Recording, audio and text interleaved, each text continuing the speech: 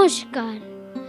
পারিজাত কহে শোনো শোনো দিয়া মন, এসেছে সবাই আজ নিরঞ্জন সদন।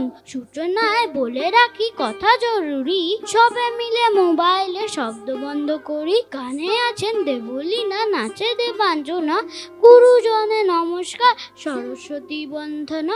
শুরু করি আসর তবে অনুমতি নিয়ে, নতুন বছরের ফুল দিলাম ছড়িয়ে।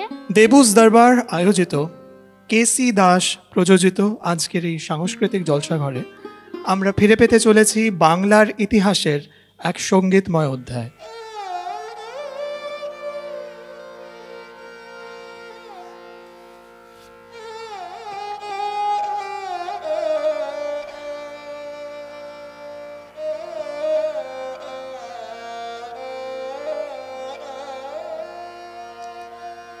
দেবলীনা অসাধারণ গান গায়, যে কোনো গান। আমি ওর ভীষণ ভক্ত, আমি ওকে অনেক অনেক আমার শুভেচ্ছা জানাই এবং আপনাদেরকে বলি আপনারা সবাই থাকবেন এবং ওকে উৎসাহ দেবেন ভবিষ্যতের জন্য। আমার অনেক শুভেচ্ছা ওর কাছে রইল। পুরাতনী বাংলা গান তো প্রায় অবলুপ্তির পথে।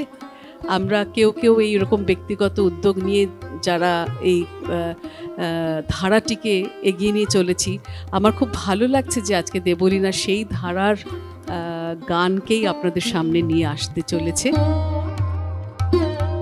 এই যে দেবলীনা পুরাতনী গান সম্পর্কে চর্চা এইটার পিছনে যে প্রচণ্ড পরিশ্রম, সেইটা আপনারা তো টের পানই নিশ্চয়ই ওর গানের মাধ্যমে, ওর বিষয় নির্বাচনের মাধ্যমে।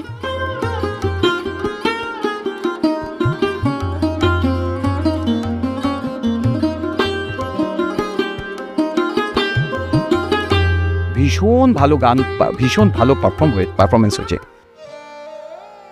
জন্ম থেকে আমি শুনে এসেছি রামদাদুর গলায়, আমাদের বাড়িতে রামকুমার চট্টোপাধ্যায়ের কাছে আমি শুনেছি। ওনার পরে শ্রীকুমার দাসের সঙ্গে আমার খুবই যোগাযোগ এখনও মাঝে মাঝে রাত্রিবেলায় আমার বাড়িতে চলে আসেন নিজের মতন গান করতে, কিন্তু সেই ফিলটা পাচ্ছিল, আমার খুব ভালো লাগছিল।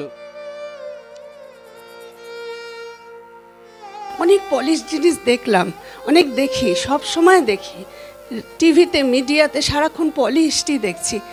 আমাদের বাংলার যে নির্যাসটা সেটা আজকে ও তুলে ধরেছে, আমি ভীষণ গর্বিত ওর জন্য।